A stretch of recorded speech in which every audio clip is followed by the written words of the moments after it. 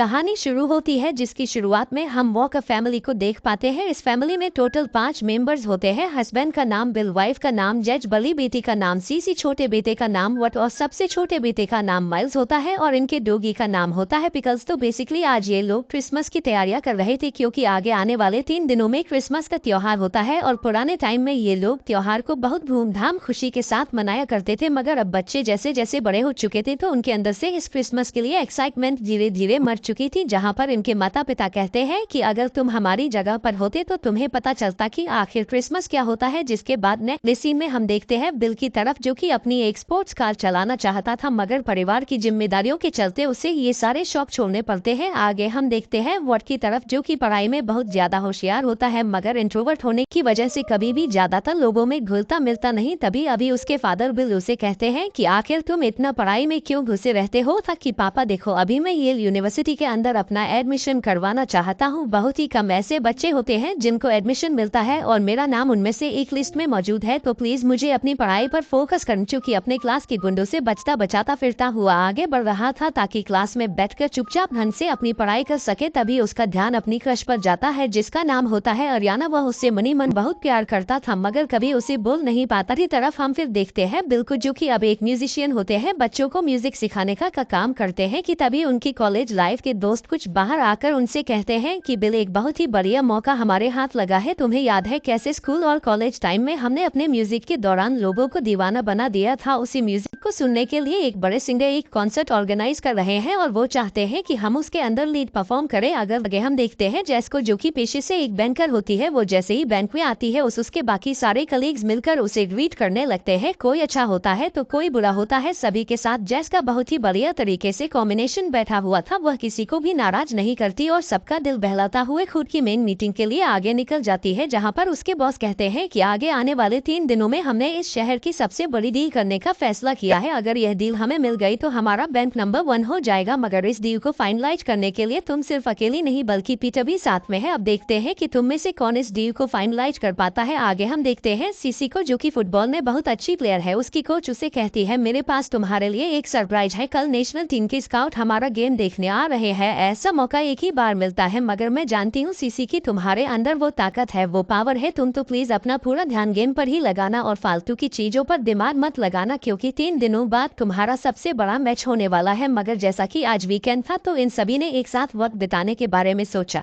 था। तो शाम को ये लोग चले जाते हैं प्लेनेरियन जहाँ पर एक बहुत बड़ा मेला लगा था। कि तभी वहाँ पर एंजेलिका नाम की एक लेडी जो कि इनसे कहती है कि आज एक बहुत ही खास दिन है, तुम चाहो तो मैं तुम्हारी पिक्चर क्लिक कर सकती हूँ। मगर कोई भी उससे बातचीत नहीं करना चाहता था। एंजेलिका उनसे कहकर जाती है कि स्माइल करके फोटो खींचते वक्त मेरी क्रिसमस जरूर बोलना।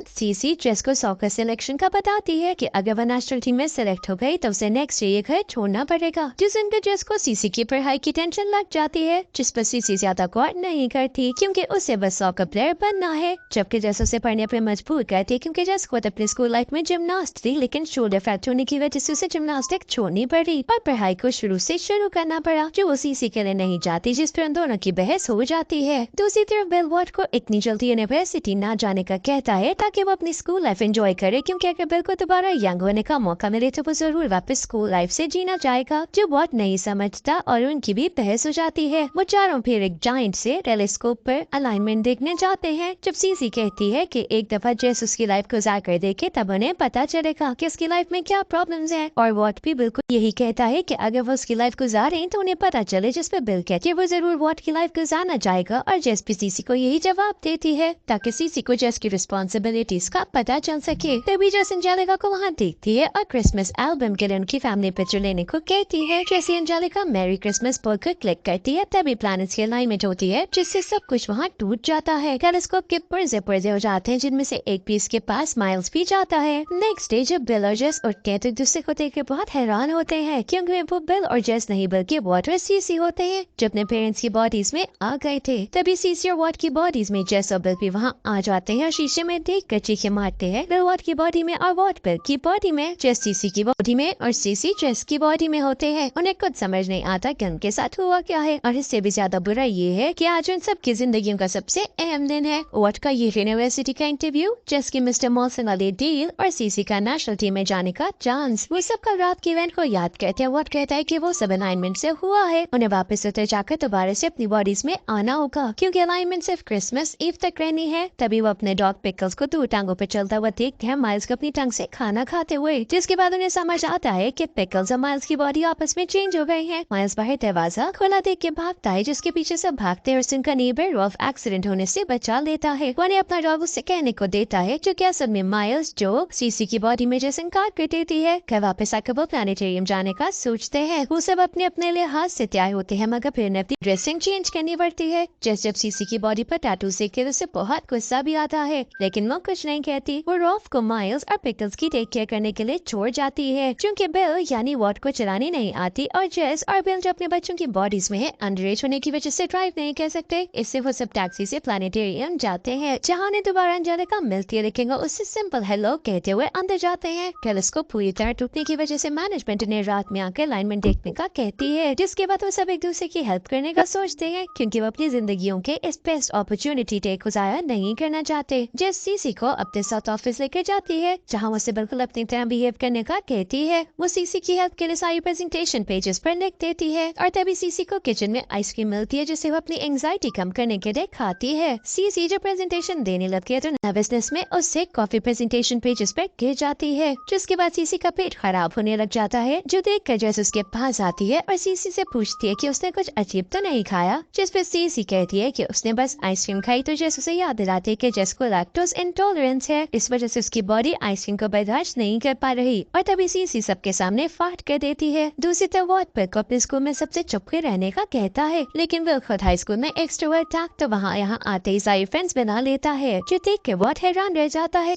वॉट को बिल समझते हुए उसके पास एड्रियाना आती है और कहती है कि वॉट के यहाँ से जाने पर वो उसे बहुत मिस करेगी, क्योंकि वो दोनों बचपन में साथ खेला करते थे। लेकिन फिर वॉट आहिस्ता आहिस्ता अपने रूम में बंद रहने लग गया, जिस पर उसे बहुत मिस करती रही, लेकिन वो खुश थी कि उसे स्कूल में देख लेती है, और अब उसके स्कूल से जाने पे वो उसे बहुत याद आएगा। लेकिन वो वॉट के लिए खुश है। एक्चुअल में एड्रियाना भी वॉट को बहुत पसंद करती है, और वो उसे रात को होने वाली हंटर की पार्टी में इनवाइट करती है। ये सब सुनकर वॉट बहुत खुश हो जाता है। सीन सीसी और जेस पर शिफ्ट होते हैं, जहाँ सीसी जेस को सॉकर खेलने के रूल समझाती है और उसे मैच खेलने का कहती है। जेस बहुत ही खराब सॉकर खेल रही होती है, और ब्रेक टाइम में सीसी नीचे आकर पूरी टीम को उनकी पोजीशंस गाइड करती है, ताकि जेस पे कोई मैन कवरेज ना रहे, और आखिर में बॉल उससे पास करके वो जेस इजीली गोल कर सके। जो सब ऐसा ही करते हैं, और जैसे ही जेस बॉल किक करने लगती है, तब उसकी टक्कर ऑपोजिट टीम प्लेयर से हो जाती है, जिसमें वो प्लेयर जख्मी हो जाती है, और जेस बॉल को किक करने के बजाय ऑपोजिट प्लेयर की हेल्प करती है, जिस वजह से वो लोग गेम हार जाते हैं। और सीसी जेस पे चिल्लाती है कि उसने ऐसा सिर्फ इसलिए किया था कि वह नेशनल टीम में ना जा सके, और दोनों माँ बेटी की बहुत ज्यादा लड़ाई हो जाती है। सीन्स रॉल्फ पर शिफ्ट होते हैं, जो माइल्स और पिकल्स की हरकतें देखकर बहुत हैरान रह जाता है, खास तौर पर जब पिकल्स की बॉडी में माइल्स उसे टाइप पे लगाने का कहता है। वो सिर्फ रात को दोबारा प्लानिटेरियम जाते हैं, जहाँ उन्हें मालूम पड़ता है कि टेलीस्कोप का 5th लेंस गायब है, जो स्विट्जरलैंड से बनकर कुछ दिनों में आएगा। लेकिन अलाइनमेंट की कल आखिरी रात है, जिस तो वॉट अपने साइंस फ्रेंड को वैसा लेंस बनाने का कहता है, जो उसे कल तक लेंस बनाकर देने का कहता है। रात को वो सब उदास कर वापस आते हैं, जो वॉट कहता है कि वो एड्रियाना से मिलने के लिए एक्साइटेड था, लेकिन अब कुछ नहीं हो सकता, जिस पर जेस बिल को अपने साथ सीसी और वॉट को बिना बताए पार्टी में लेकर जाती है, ताकि वो एड्रियाना के सामने वॉट का अच्छा व्यू बना सके।